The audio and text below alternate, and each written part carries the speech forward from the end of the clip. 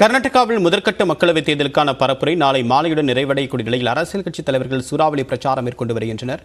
தொடர்பாக களத்தில் இருக்கக்கூடிய நம்முடைய செய்தியாளர் நந்தா தரக்கூடிய விரிவான தகவலை பார்க்கலாம்.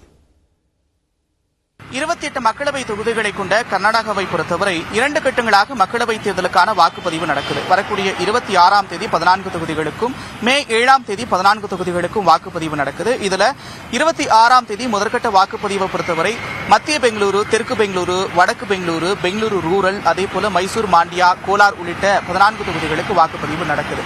இதுல குறிப்பாக முதற்கட்ட வாக்குப்பதிவுக்கு தேர்தல் பரப்புரை நாளை மாலையுடன் நிறைவடைவதால் தலைவர்கள் சூறாவளி பிரச்சாரத்தில் ஈடுபட்டிருக்கிறார்கள். காங்கிரஸை பொறுத்தவரை கடந்த ஆண்டு சட்டமன்ற தேர்தலில் வெற்றி பெற்று அறுதி பெரும்பான்மையோடு தற்போது ஆட்சியில் இருக்கிறது. அதே போன்றதொரு வெற்றியை மக்களவைத் தேர்தலிலும் பதிவு செய்யணும் அப்படின்னு அவங்க தீவிரம் காட்டிட்டு வராங்க.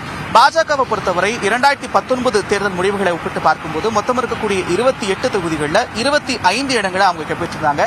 இந்த முறை 28 இடங்களை கைப்பற்றணும் அப்படின்ற முனைப்பில் பாஜகவும் தீவிரம் காட்டி வருது. குறிப்பாக காங்கிரஸ் வசம் இருக்கக்கூடிய ஒரே ஒரு தொகுதி பெங்களூரு ரூரல் பகுதியை எப்படியேனும் கைப்பற்றிட வேண்டும், டி.கே. சுரேஷ்குமாரை எப்படியேனும் தோற்கடிக்க வேண்டும் என்று பாஜக மிக தீவிரம் காட்டி வருகிறது. அந்த தொகுதியில் பாஜக சார்பில் டாக்டர் மஞ்சுநாத் களமிறக்கப்பட்டிருக்கிறார்.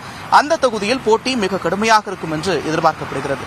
தேர்தல் பரப்புரை ஒருபுறம் இருந்தாலும் கூட மற்றொரு புறத்தில் வார்த்தை போர்களும் முன்னிருக்கிறது. அதாவது பிரதமர் மோடியை சித்தராமையா, டி.கே. சிவகுமார் உள்ளிட்டோர் நேரடியாக கடுமையாக விமர்சனங்களை முன்வைக்கிறார்கள். அதே போல சித்தராமையா மீது பிரதமர் உள்ளிட்டோரும் நேரடியாக விமர்சனங்களை முன்வைத்து வருகிறார்கள்.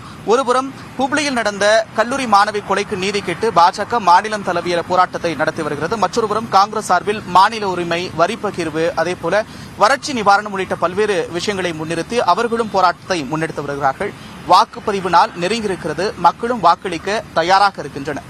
ஒளிப்பதிவாளர் மணிகண்டனுடன் நான் நந்தா, நியூஸ் 18 தமிழ்நாடு.